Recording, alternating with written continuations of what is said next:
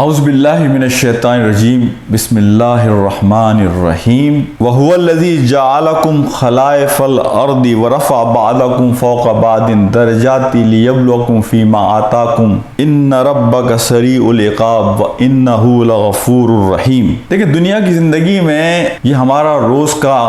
معاملہ ہے کہ جب ہم کسی کو ترقی کرتے دیکھتے ہیں، کسی کو اچھے مقام پر دیکھتے ہیں، کسی کو خوشحال دیکھتے ہیں، کسی کو خوش دیکھتے ہیں، تو ہمارے دل میں یہ خواہش پیدا ہوتی ہے کہ کاش میں بھی اس مقام پر کھڑا ہوں ایک دن۔ دنیا میں اللہ سبحانہ و تعالیٰ نے انسان کو مواقع فراہم کیے ہیں کہ انسان کوشش کر کر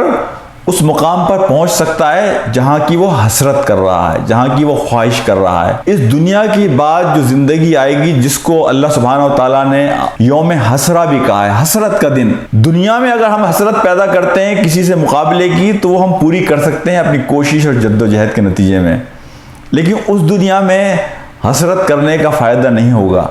میں کبھی کبھی سوچتا ہوں کہ اگر میں اس دنیا سے چلا جاؤں گا اور میں وہاں اس دنیا میں پہنچوں گا اور میں اپنے ارد گرد لوگوں کو دیکھوں گا، اپنے ہی بہت سارے ساتھیوں کو دیکھوں گا کہ جو مجھ سے بہت اونچے مقام کے اوپر ہیں، اپنی نیکی کے نتیجے میں، اپنے صدقوں کے نتیجے میں، اللہ کے راستے میں اپنی جد و جہد کے نتیجے میں، اپنی کاوشوں اور قربانیوں کے نتیجے میں، تو میرے دل میں یہ خواہش پیدا ہوگی کاش کہ اس زندگی میں بھی کچھ اور کر لیتا،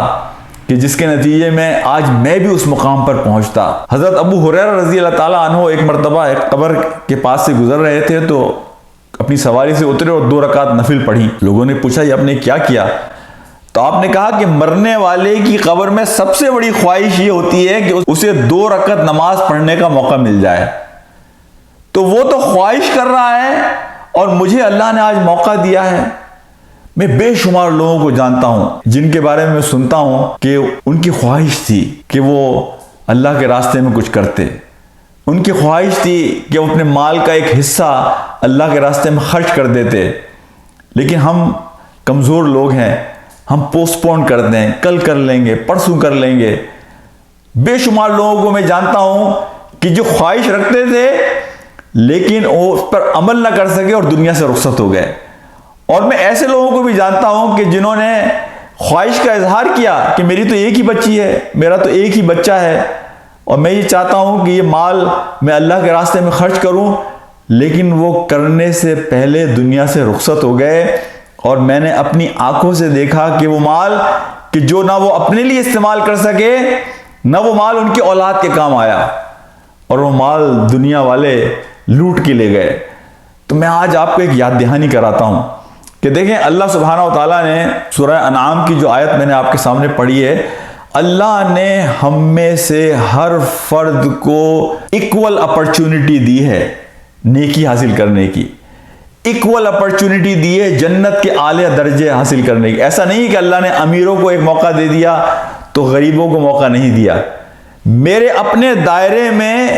میرے اپنے ماحول میں، میری اپنی استطاعت میں،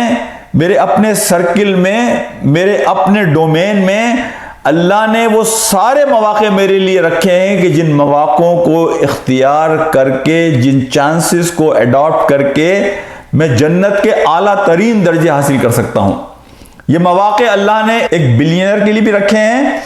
اور ایک جھونپڑی میں رہنے والے فرد کے لیے بھی رکھے ہیں۔ اسی لیے اس آیت میں جو اللہ سبحانہ و تعالیٰ فرما رہے ہیں کہ ہم نے تم نے یہ درجہ بندی کی ہے، درجات رکھے ہیں، کچھ کو کچھ پہ فوقیت دی ہے، تمہارا امتحان اسی میں ہے جو تمہیں دیا گیا ہے۔ یہ ہو سکتا ہے کہ میرے لیے ایک سوال جو 10 نمبر کا ہو تمام وسائل کے ساتھ،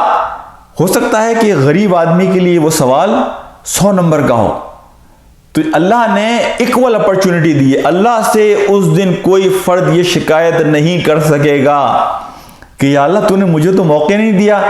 کہ میں جنت کے اس درجے میں پہنچ جاتا کہ میں نبی پاک صلی اللہ علیہ وسلم کی صحبت میں ہوتا، میں انبیاء اور شہداء اور صالحین کی صحبت میں ہوتا۔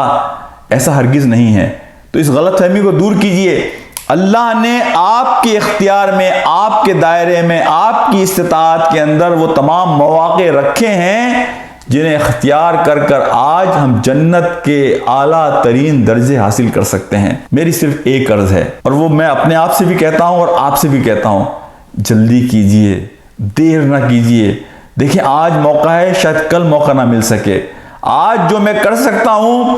کل میں پچھتاؤں نہیں جب میں قبر میں ہوں اور روز حشر اللہ کے سامنے کھڑا ہوں۔ کاش